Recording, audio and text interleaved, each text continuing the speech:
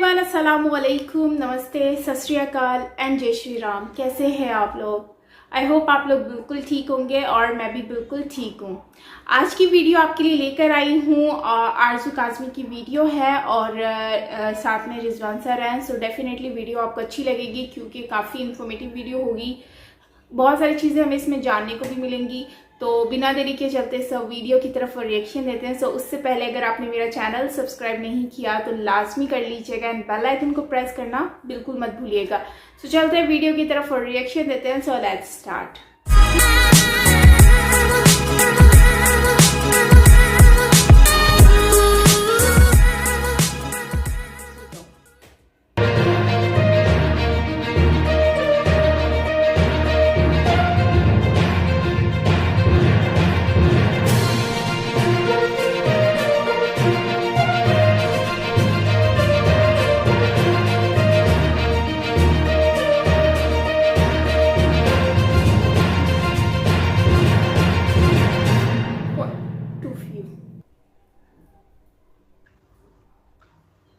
अस्सलाम वालेकुम जी, नमस्कार, सत श्री अकाल एंड गुड इवनिंग।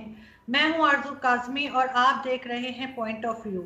आज जी हम बात करेंगे पाकिस्तान और इंडिया के रिलेशंस के ऊपर। तो हम आपको पता ही है कि हर बार ही बात करते हैं, लेकिन आज भी हम बात करेंगे और हम देखेंगे कि पाकिस्तान बना था बिल्कुल मजहब के नाम पे पाकिस्तान बनाया गया था, लेकिन अब 72 इयर्स के बाद हम क्या देख रहे हैं कि बहुत सी जनरेशन्स आके चली गई हैं, बहुत से लोग आगे बढ़ गए हैं तालीम में, हर चीज़ में। तो क्या अब हमें ऐसा होना चाहिए कि दोनों कंट्रीज जो है वो आपस में अच्छे से रह सकें, एक अच्छे पड़ोसी की तरह रह सके?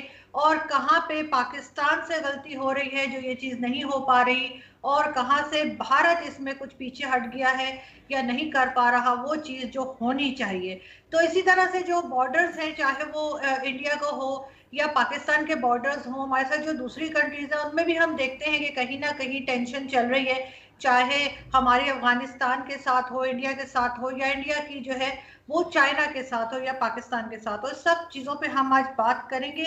हमें जी ज्वाइन किया है इंडिया से डॉक्टर सैयद रिजवान अहमद साहब ने।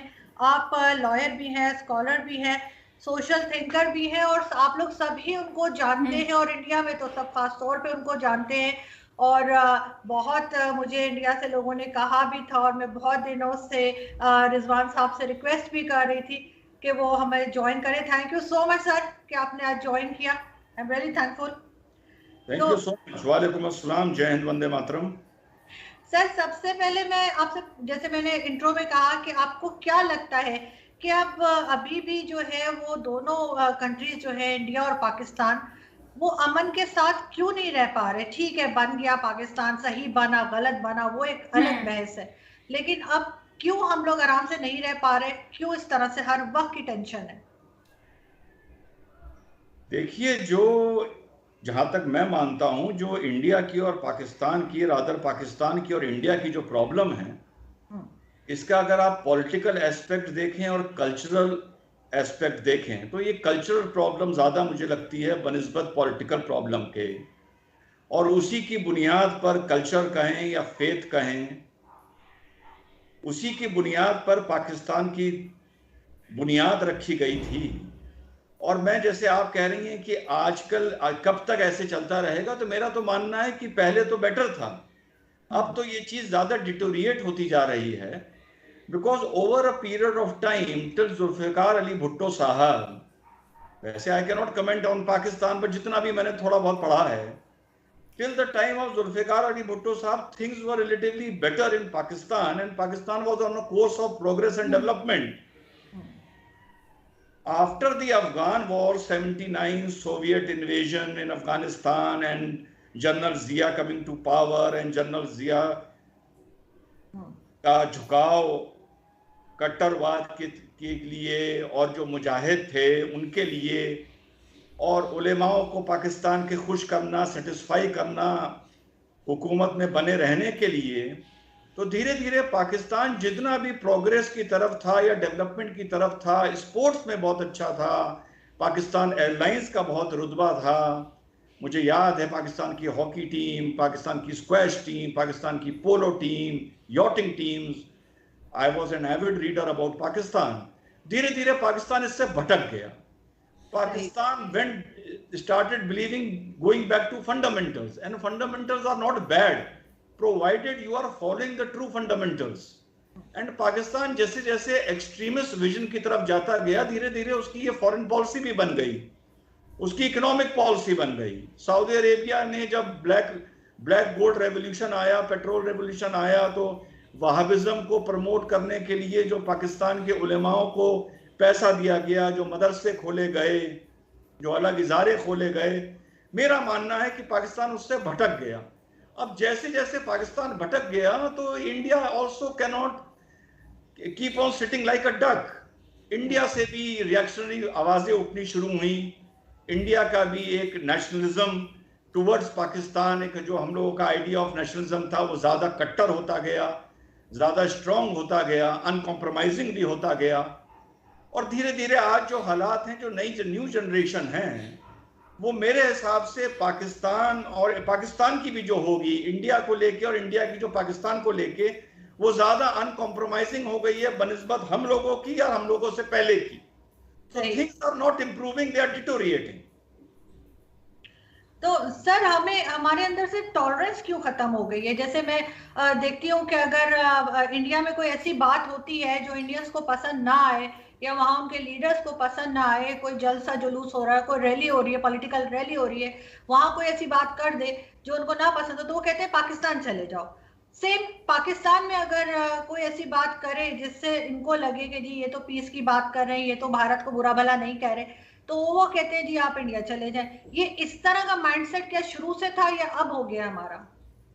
देखिए, जब इंडिया में किसी बात पर मैंने आपको पहले आपके सवाल के जवाब में बताया कि धीरे धीरे जो हमारे इंडिया में जो मेजॉरिटी कम्युनिटी है, over a period of time, I agree, उसमें भी एक ऐसी जमात खड़ी हो गई है that has become slightly intolerant towards the tantrums, towards the nuisance of Pakistan. और जब हम इंडिया में किसी को बोलते हैं पाकिस्तान चले जाओ, तो that does not literally mean कि तुम पासपोर्ट लेके बॉर्डर पार करके वहां की सिटीजनशिप ले लो। पाकिस्तान इंडिया में एक सिनोनिम बन गया है एनिमी का, एक सिनोनिम बन गया है एंटी नेशनल। पाकिस्तान चले जाओ, तो इस नजरिए से कहा जाता है पाकिस्तान चले जाओ। ये अगर आप इसको हिंदू मुस्लिम के नजरिए से देख रही हैं, तो ये क्यों नहीं कहा जाता कि अफगानिस्तान चले जाओ? ये क्यों नहीं कहा जाता कि बांग्लादेश चले जाओ, इराक चले जाओ, ईरान चले जाओ? पाकिस्तान का नाम क्यों लिया जाता है? तो it is more of an enemy for India rather than a Muslim state, जिसको यहाँ के नेशनलिस्ट चाहे हिंदू हो चाहे मुसलमान हो, वो उसको बुरा मानते हैं या बुरा कहते हैं। तो it is not about Muslim and Hindu, it is about our enemy. जी बिल्कुल। तो सर लेकिन अगर मतलब मैंने ये भी आपको अक्सर बात करते सुना है, आप मुस्लिम्स पे भी बात करते हैं, आप इस्लाम के ऊपर भी बात करते हैं, तो सर इस्लाम में तो बहुत शुरू से कहा गया है, बहुत ज़्यादा एजुकेशन के ऊपर जोर दिया गया है। पहले ये भी कहा गया था कि चीन चले जाओ, अगर मतलब पढ़ाई के लिए जाना है तो चीन तक चले जाना पड़े तो वहाँ भी जाओ। तो सबसे कम एजुकेशन सर ऐसा क्यों लगता है कि मुस्लिम्स में ही है, चाहे वो भारत के हों चाहे कहीं के भी हों? अब इंडिया में भी जो है वो मेरी पहले भी जो इंडियन लोगों से बात हुई अपने शो पे भी, उन्होंने यही बताया कि एजुकेशन में बहुत पीछे है मुस्लिम्स भारत के अंदर। ऐसा क्यों है? देखिए, नंबर वन तो मैं इस्लाम पर कभी बात नहीं करता हूं, मैं मुसलमान पर हमेशा बात करता हूं, मुसलमान की शॉर्टकमिंग्स पे बात करता हूं, उसकी इनकम्पैटिबिलिटी पर बात करता हूं, उसका intolerance towards other faith and religions पे बात करता हूं। मैं इतना आलिम हूं, ना मुझे यह हक है कि मैं इस्लाम पर बात करूं। पहली सही कह रहे हैं। दूसरी बात, जो भी आपकी अभी तक इतने लोगों से बात हुई होगी, सबने ये कहा होगा कि education is a problem in Muslims. No, not at all. Uneducated Muslim for me is a better compatible Muslim than an educated Muslim. Education in Muslims does not help a Muslim to become compatible towards other religion and become tolerant. No, problem पूरी मुल्क में, हमारे पूरी दुनिया में पढ़े लिखे मुसलमान ने ही खड़ी करी है। बेचारे अनपढ़ जाहिल मुसलमान ने तो अपनी 2 रोटी के लिए कहीं रिक्शा चलाया, कहीं तांगा चलाया, कहीं पंचर जोड़ा, कहीं पेंट करा, कहीं डेंटिंग करी. He is not a problem for society. He is contributing to society. The problem is the educated Muslims who behave that they are secular, who behave that they have an open mind, but उनका जो दिमाग है और उनकी जो सोच है वो अनपढ़ जाहिल मुसलमान से भी खराब है और बंद है. लेकिन जब ये जो वर्ग है पढ़ा लिखा मुसलमान का, जब गैर मुस्लिम से बात करता है तो वो अपने को सेकुलर प्रोजेक्ट करता है और गाली किसको खिलवाता है? मौलानाओं को, उलेमाओं को, अनपढ़ गरीब मुसलमान को. हकीकत ये है कि उलेमा हो, चाहे क्लर्जी हो, चाहे किसी रिलीजन के रिलीजियस स्कॉलर्स हो, उनका माइंडसेट जो होता है वो अपने रिलीजन के ही इर्द गिर्द भागता है, जैसा हमारे उलेमाओं का भागता है. फर्क इतना है कि और इजारों में और मजहबों में जो पढ़ा लिखा आदमी है, ही नोज कहां पर उसको लाइन ड्रॉ करनी है, रिलीजन को कहां रोकना है, उसके अलावा कहां प्रोग्रेस की, उन्नति की, तालीम की बात करनी है. पढ़ा लिखा मुसलमान खुद तो पढ़ लेता है, लेकिन जाहिल मुसलमान का, अनपढ़ मुसलमान का गैर मुसलमान के सामने बैठ के मजाक उड़ाता है और सारा इस्लाम की कमियों का और मुसलमान की कमियों का ठीठरा वो मौलानाओं पर और गरीब अनपढ़ मुसलमान पर फोड़ देता है. हकीकत यह है कि पढ़ा लिखा मुसलमान पूरी दुनिया में, चाहे वो पाकिस्तानी क्यों ना हो, चाहे इंडिया क्यों ना हो, is the reason of all the nuisance and all the defamation what Muslims are facing in the world. बिल्कुल. लेकिन सर मैंने तो ये भी देखा है कि बहुत जगह पे हमारे यहाँ तो एक यूनिवर्सिटी में जो है वो एक स्टूडेंट था मशाल खान, शायद आपने उसकी कोई स्टोरी आपने सुनी हो कि उसको उसी के स्टूडेंट्स साथी जो थे उन्होंने मार दिया था उसके ऊपर ब्लास्फेमी लॉ का बोल के. तो ये एजुकेशन जो है ये दिमाग को खोल क्यों नहीं रही है यहाँ पे स्टूडेंट्स के? वो और ज्यादा जाहिल क्यों होते जा रहे हैं? जी हाँ, वो इस मारे नहीं खोल रही है क्योंकि अगर आप थोड़ा पीछे जाएं तो आफ्टर द क्रूसेड्स, जो 10-11 क्रूसेड हुए when Europeans attack the Middle East to revive Christianity, उसके बाद क्रिश्चियन कम्युनिटी को ये लगा कि let us draw a line between progress, education and clarity. यही बात बुद्धिज्म में हुई, यही बात जुडिज्म में हुई. हम लोगों के यहाँ ये प्रॉब्लम हुई कि हमारे यहाँ घर घर में उलेमा पैदा हो गए, घर घर में दाढ़ी रखने वाले और ऊंचा पजामा पहनने वाले पैदा हो गए. ये काम हम लोगों को क्लर्जी के लिए छोड़ देना चाहिए था और क्लर्जी का रोल हमारी जिंदगी में नमाज, रोजा, हज, ज़कात, फितरे तक ही रुक के रह जाना चाहिए था. जुमे की नमाज के खुतबे तक रह जाना चाहिए था. लेकिन मुस्लिम क्लर्जी जो है, it is an other face of Muslim politics. It has become another face of Muslim society. उन लोगों ने उस क्लर्जी के साथ पढ़े लिखे मुसलमान ने एक कनाइवनेंस किया, एक हाथ मिलाया.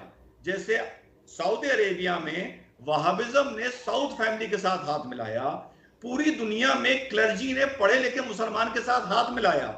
पढ़े लिखे मुसलमान ने अपने विजडम को क्लर्जी के मौलानाओं के सुब्रुद कर दिया.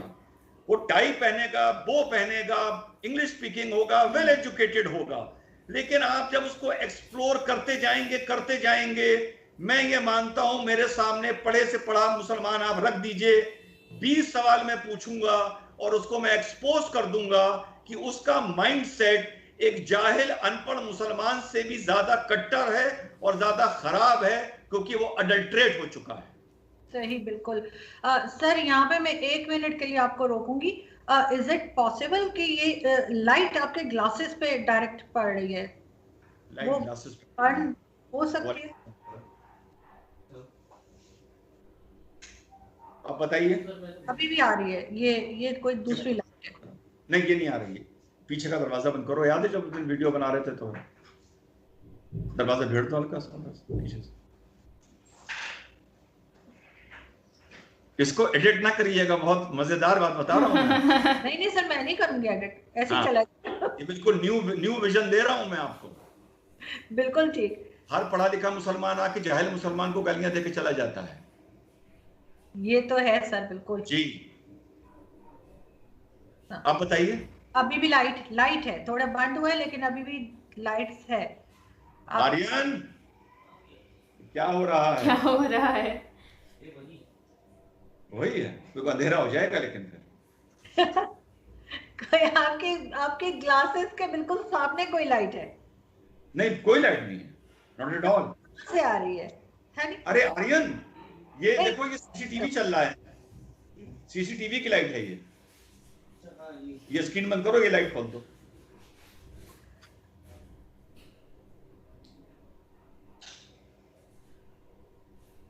सीसीटीवी बंद कर दो।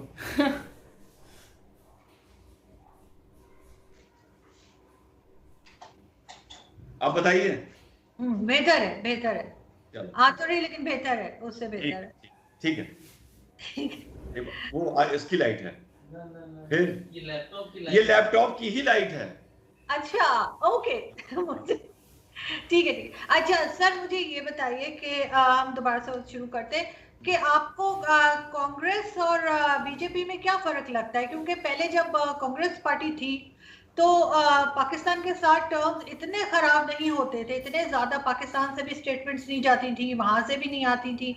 लेकिन अब जो है वो काफी ज्यादा टेंशन रहती है बॉर्डर पे भी और वैसे भी।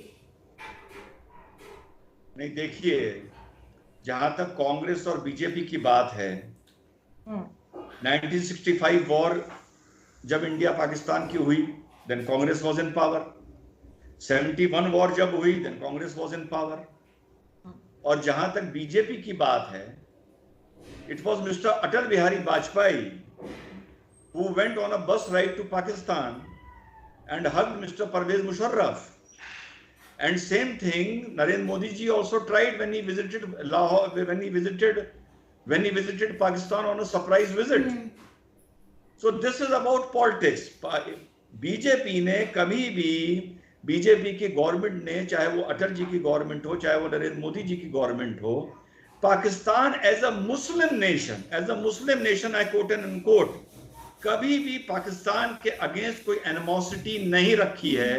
And both the governments of Atal Bihari Vajpayee ji and Narendra Modi ji has shared बहुत ही अच्छे रिश्ते अरबी मुल्कों के साथ, यूए के साथ, सऊदी के साथ, बांग्लादेश वगैरह वगैरह, अफगानिस्तान के साथ। तो जैसा मैं आपको बता रहा हूं, Pakistan is more of an enemy nation rather than an enemy because of a Muslim nation. No, there is no connection. We have very good relations with Bangladesh. और इंडिया में कभी नहीं कहा जाता, जैसा पहले मैंने कहा, जाओ भाग के बांग्लादेश चले जाओ। तो Pakistan is more of an enemy. और जैसा मैंने बताया कि कांग्रेस ने बस एक चीज करी, to befool the Muslims of India, to appease the Muslims of India. Congress ने ये दिखाया कि हमारे पाकिस्तान से जो रिलेशनशिप है वो बहुत एमिकेबल है, और उसने हमेशा पाकिस्तान को एक मुस्लिम नेशन बना के हम लोगों के सामने प्रोजेक्ट किया।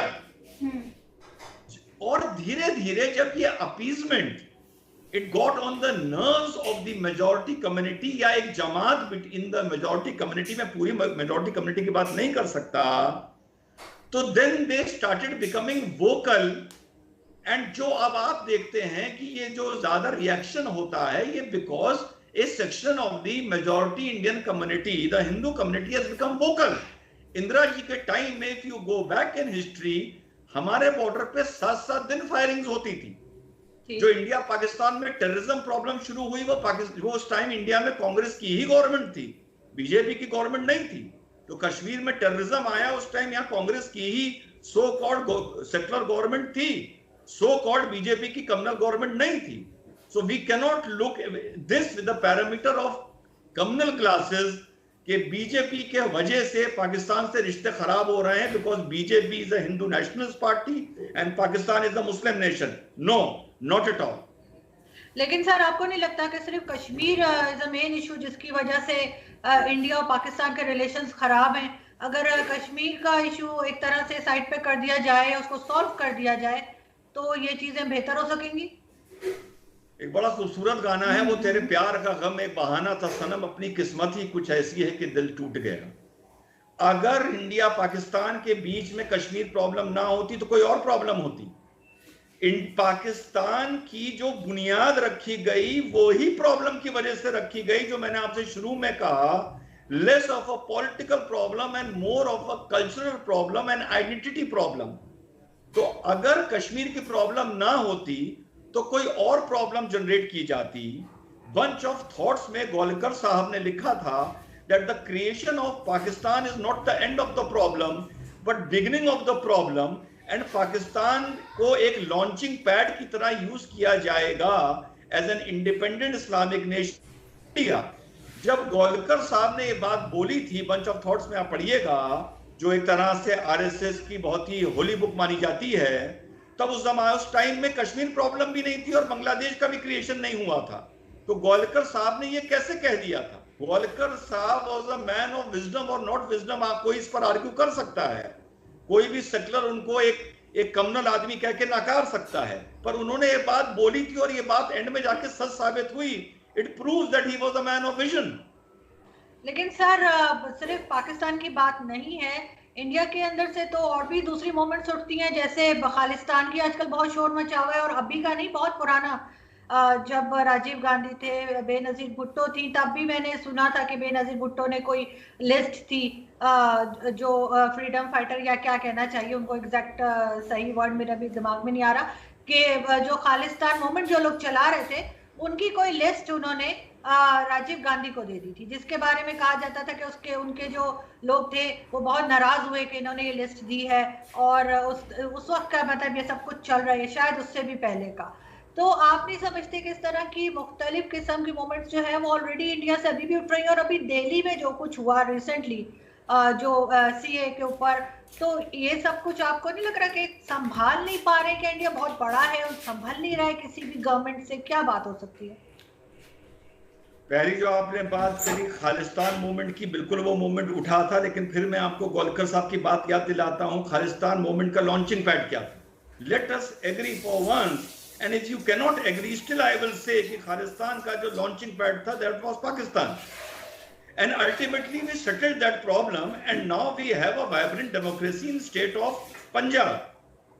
अब जो थोड़ी बहुत जो एक्सेप्शंस होते हैं वो तो हर इतने बड़े कंट्री में, जहां पे इतने कल्चर्स हैं, इतने बिलीफ्स हैं, इतनी पॉलिटिकल आइडियोलॉजीज हैं, थोड़े बहुत चीजें तो पॉप अप होती रहती हैं।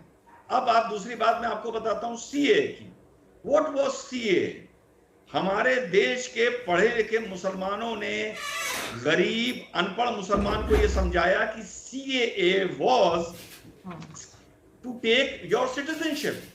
आपकी सिटीजनशिप सीए के जरिए चली जाएगी, और ये कर कौन रहा है? नरेंद्र मोदी और अमित शाह कर रहे हैं, the Hindu nationalist party.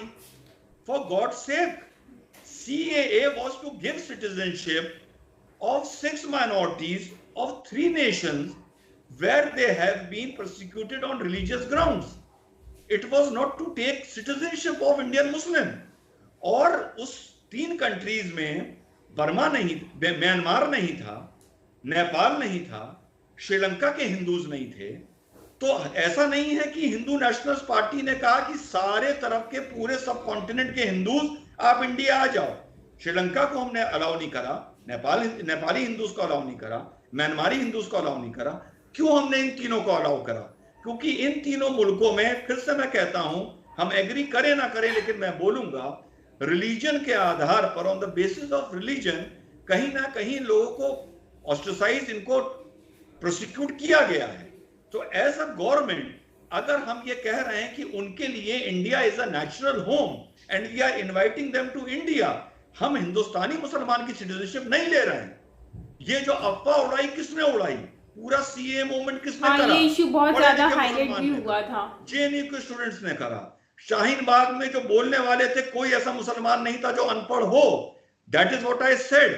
NCR में मैं मान सकता हूं आगे जाके इंडिया के बहुत से मुस्लिम्स को जिनके पास डॉक्यूमेंट्स नहीं है परेशानी हो सकती है, लेकिन वही परेशानी इंडिया के हिंदुओं को भी हो सकती है जो ये स्टैब्लिश नहीं कर पाएंगे कि हम पाकिस्तान से, बांग्लादेश से या अफगानिस्तान से इंडिया आए, जो इनहेरेंटली इंडियंस हैं और उनके पास डॉक्यूमेंट्स नहीं हैं।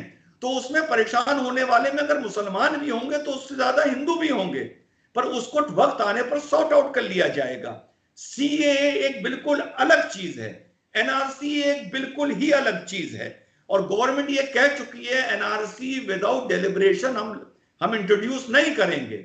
सीए और एनआरसी को मिला के अनपढ़ मुसलमान को कंफ्यूज करने वाला कौन? पढ़ा लिखा मुसलमान। So called secular forces of India जो एक गवर्नमेंट की ह्यूमैनिटेरियन पॉलिसी को, CAA was a humanitarian policy, उसको इन्होंने कम्युनलाइज कर दिया और 200 लोग हमारे हिंदुस्तान में मरवा दिए, मुसलमान मरवा दिए, औरतों की इज्जत लुटवा दी, संपत्ति जलवा दी और हिंदू और मुसलमानों में दरार डाल दी। लेकिन सर ऐसे कैसे लोगों को क्यों समझ नहीं आई ये बात? आखिर कहीं ना कहीं तो कोई तो कमजोरी होगी, क्योंकि कोई मजाक नहीं है कि कोई जाके और खुले में जो है उधर ग्राउंड में 3 महीने औरतें बच्चे बैठे रहे। ये सिर्फ एक छोटी सी गलत फहमी तो नहीं हो सकती सर? यू कांट से कि बस वो ऐसे ही बैठ गए, उनको भटका दिया या उनको वैसे किसी ने भेज दिया, ये कैसे हो सकता है? मोहतरमा, समझाने वाले तो ये भी समझा देते हैं कि कमर में डायनामाइट लगा के अपने आप को उड़ा लो तो 72 हूरें मिलेंगी। क्या ये दुनिया में नहीं होता? तो जब डायनामाइट लगा के अपने आप को लोग उड़वाना संभाल सकते हैं, समझा सकते हैं, तो किसी को 3 महीने के लिए सड़क पे बिठाना बलगला के क्या मुश्किल है? ये समझा के कि अगर तुम आज सड़क पर नहीं बैठी तो जो ये तुम्हारे बच्चे हैं इनका कोई मुल्क नहीं होगा, इनके पास वोटिंग राइट्स नहीं होंगी, ये लोग जेलों में और कंसंट्रेशन कैंप्स में और डिटेंशन सेंटर्स में बंद होंगे। जाहिल मुसलमान, गरीब मुसलमान, अनपढ़ मुसलमान को जब पढ़ा लिखा समझाएगा। देखिए 3 तरह एक कम्युनिटी डिवाइडेड होती है, एक ऑर्डिनरी, एक इंटेलेक्चुअल जो पढ़े लिखे हैं जिनको माना जाता है आलिम, और एक उलेमा। तो ये 3 हमने एक कम्युनिटी को डिवाइड कर दिया, कोई भी कम्युनिटी हो। तो जब इस 3 में से 2 यानी आलिम और उलेमा दोनों मिलके बेचारे अनपढ़ को, ऑर्डिनरी को समझाएंगे तो उसके पास रास्ता ही क्या रह जाता है सिवाय समझने के, और वो ही हुआ जो मुसलमान समझ गए। सही, बिल्कुल। सर मुझे ये बताइए कि आजकल तो हर किसी के साथ इंडिया की जो है वो टेंशन चल रही है, चाहे वो चाइना हो या नेपाल हो। पहले तो हमें कहा जाता था, हम बड़े एम्बैरेस हो जाते थे कि पाकिस्तान में कहते थे जी आपका अफगानिस्तान के साथ भी झगड़ा है, आपका इंडिया के साथ भी झगड़ा, हर बॉर्डर से आप लड़ रहे हैं। अब वही चीज इंडिया में आ गई है, लेकिन एक चीज का फर्क है कि जिस तरीके से पाकिस्तान को धमकियां दी जाती है ना कि जी हम न्यूक्लियर पावर हैं, हम ये कर देंगे, हम घुस के मारेंगे, और जी सर्जिकल स्ट्राइक हो रही है, इस तरह के बहुत तमाशे। तो यहाँ से भी यही कहा जाता है, वहां से भी यही कहा जाता है। चाइना के साथ वैसा नहीं है। चाइना के साथ क्यों इतना सिविलाइज्ड वे में एक झगड़ा चल रहा है और कोई न्यूक्लियर पावर होने की बात नहीं कर रहा, कोई घुस के मारने की बात नहीं कर रहा? ऐसा क्यों है? चाइना से जो हमारे भारत की प्रॉब्लम चल रही है, मीडिया गवाह है, इंटरनेशनल मीडिया गवाह है कि हम अगर अपने आप को पाकिस्तान की तरह, बुरा ना मानिएगा, एक दौर था जब पाकिस्तान ने अपने आप को सऊदी अरेबिया के आगे सबमिट किया था, एक दौर था जब पाकिस्तान ने अपने अमेरिका के आगे अपने को सबमिट किया था, और अब वो दौर चल रहा है जब पाकिस्तान ने चाइना के आगे अपने को सबमिट किया है। मुझे आप हिंदुस्तान का एक वो दौर बताइए जब हमने एज अ नेशन अपने आप को किसी भी नेशन के आगे सबमिट किया हो। हम हमेशा नॉन अलाइंड मूवमेंट के सदर रहे, नॉन अलाइंड मूवमेंट को भारत ने जिंदा रखा, और आज की तारीख में भी अगर चाइना ये सोच के हमारे जो एक हमारी एलएसी है, उनकी एलएसी है, बीच के कुछ पोर्शन डिस्प्यूटेड कहलाते हैं, जो एक परसीव्ड एलएसी है जिसको हम अपना बोलते हैं, चाइना अपना बोलता है। जब चाइना उसी डिस्प्यूटेड टेरिटरी में घुसा, क्या हमने जवाब दिया? क्या हमने उनके लड़ाके हलाक किए? क्या हमारे लड़ाके हलाक हुए, शहीद हुए? हम लड़े, हम पीछे नहीं हटे, और ना हम अभी तक हटे हैं।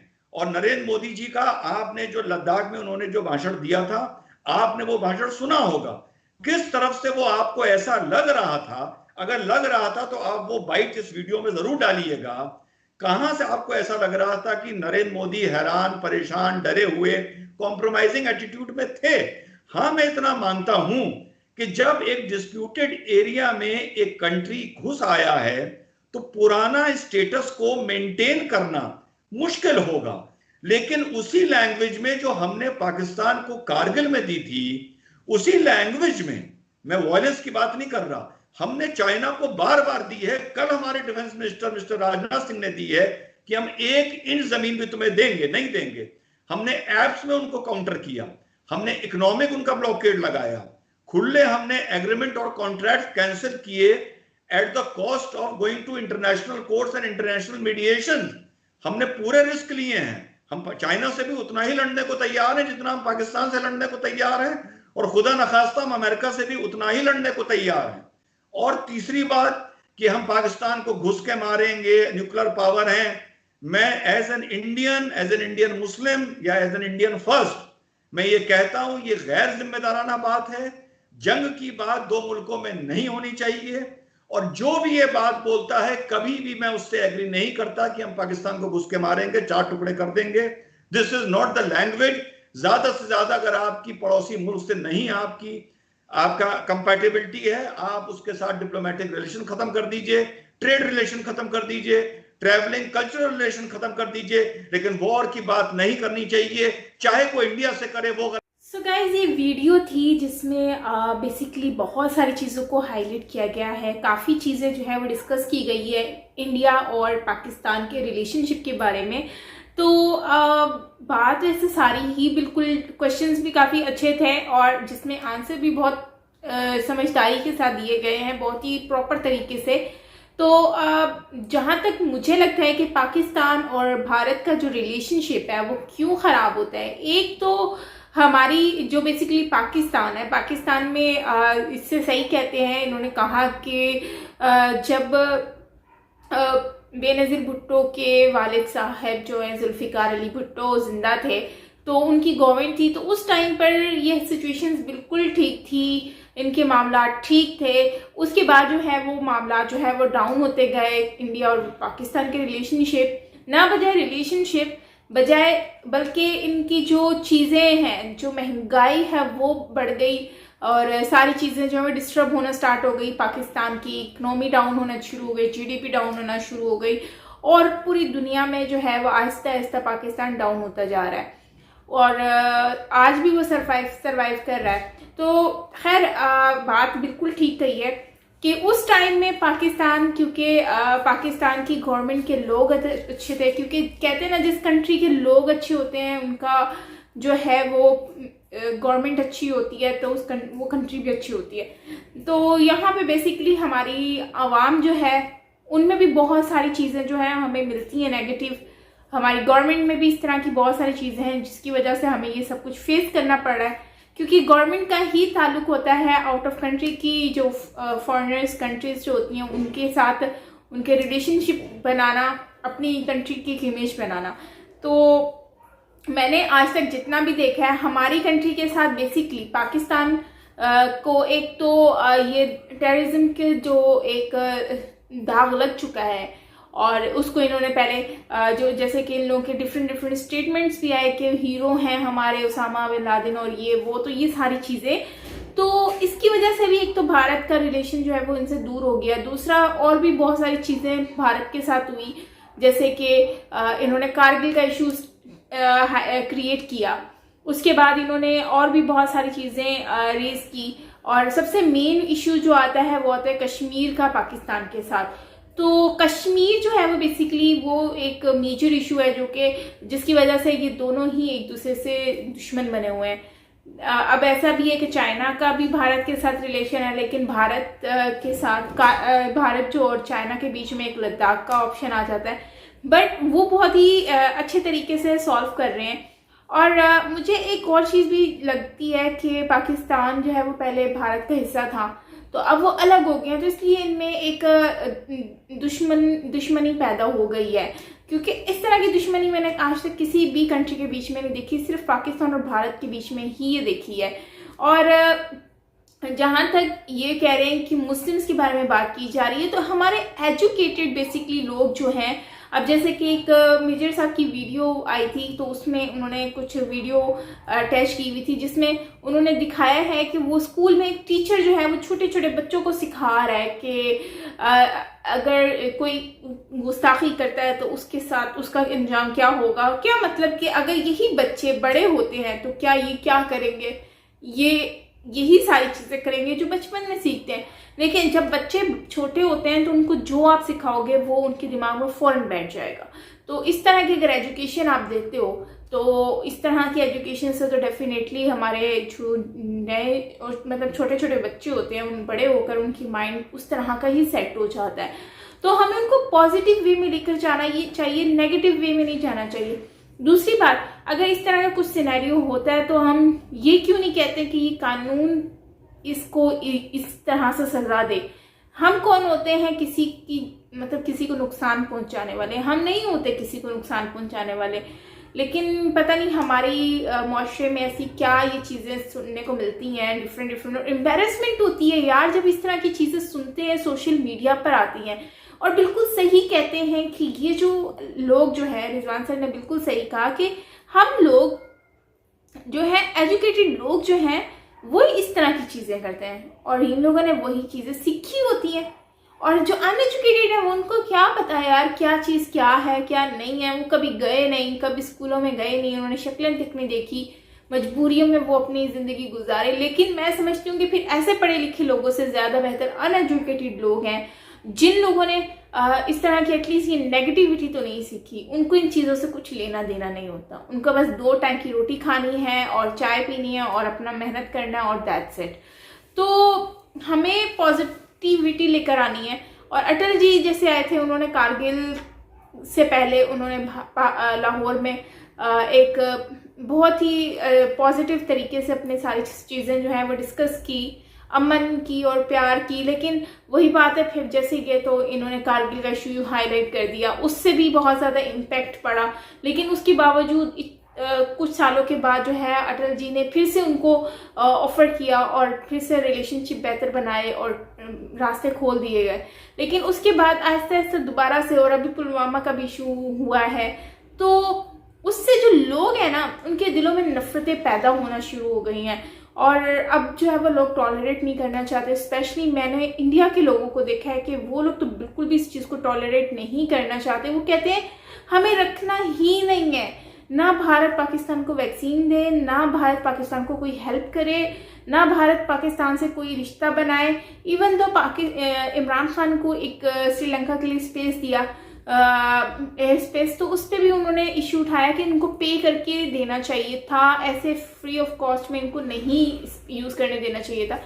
तो इस तरह की लोगों की वहाँ साइकी हो चुकी है और ठीक भी है यार। जब उन लोगों को इतनी सारी चीज़ें जब फेस करने को मिल रही हैं तो क्या वो क्या कहे कि नहीं दोनों को सही होना चाहिए।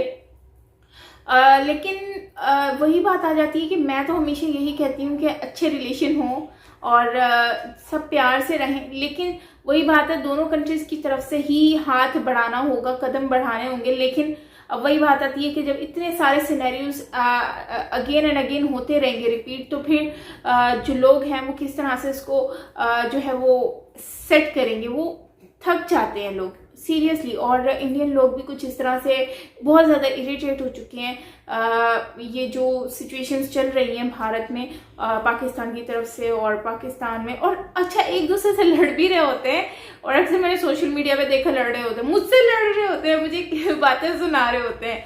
और मुझे ना एक तो मैं मुस्लिम हूँ तो इसलिए मुझे शायद बातें सुना रहे होते हैं, और दूसरा मुझे कहते हैं कि मैं कभी कहती हूँ ना मुझे इंडिया आना है विजिट के लिए, तो मुझे कहते हैं नहीं तुम उधर ही रहो, तुम्हें कोई वीज़ा नहीं देगा। और एक जो है वो तो मुझे कहते हैं कि साइमा तुम चालाकियाँ मत करो, तुम चालाकियाँ मत करो। तो इस तरह से भी होता है। एनीवेज ओवरऑल वीडियो अच्छी थी, काफ़ी इंफॉर्मेटिव वीडियो थी, काफ़ी चीज़ें जानने को भी मिली हैं। सो हम और भी चीज़ें देखेंगे, जानने के लिए कोशिश करेंगे कि समझ आए, मिले। और बाकी है कि हमारी किस्मत में ही ऐसा लिख के है पाकिस्तान की कि पाकिस्तान का रिलेशनशिप पता नहीं क्यों सही नहीं होता, और सारी कंट्रीज़ के साथ इन्होंने रिलेशनशिप जो है वो ख़राब करके रखे हुए हैं। खैर चलते हैं नेक्स्ट वीडियो के तलाश में और मिलते हैं नेक्स्ट वीडियो के साथ। अपना तब तक के लिए ख्याल रखिएगा। और हाँ, मैंने कराची व्लॉग अपलोड कर दिया है अपनी फ्रेंड के साथ 1000 रुपीज़ चैलेंज के साथ। सो प्लीज़ जाएं आप लोग वॉच करें साइमा रिएक्शन चैनल पर, लिंक मैं डिस्क्रिप्शन में दे रही हूँ, लाजमी जाएं और वॉच करें। वहाँ पर कमेंट करके मुझे ज़रूर बताएं कि आपको कैसा लगा व्लॉग। सो मिलते हैं नेक्स्ट वीडियो के साथ, बाय बाय।